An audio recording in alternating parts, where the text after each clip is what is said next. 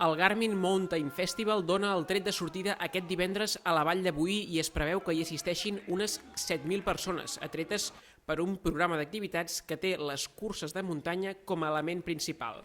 A les proves, que es disputaran dissabte i diumenge al matí, s'hi han inscrit 2.500 participants, un 30% dels quals són dones, vinguts de 43 països diferents. Hi haurà 4 modalitats de recorregut i el de 42 quilòmetres formarà part del calendari de la Copa del Món.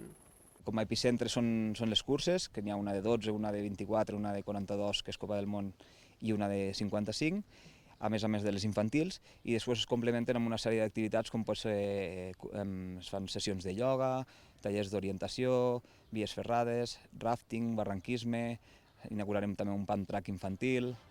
Des de l'organització valoren que el festival està consolidat a nivell internacional, com mostren les xifres de participació, i veuen en l'entorn de la zona el seu principal reclam. Bé, el festival té una característica molt important i irrepetible, no? Que és aquest entorn. La Vall de Boí, doncs, amb el seu romànic, amb la seva cultura, amb les seves tradicions, amb el seu paisatge, amb aquesta riquesa, doncs fa que aquest festival s'hagi assentat aquí d'una manera doncs, molt especial, molt emblemàtica i aporti doncs, una mica més de cultura esportiva. S'afegeix, a més, que diumenge la cita coincidirà amb la baixada de falles de Barruera.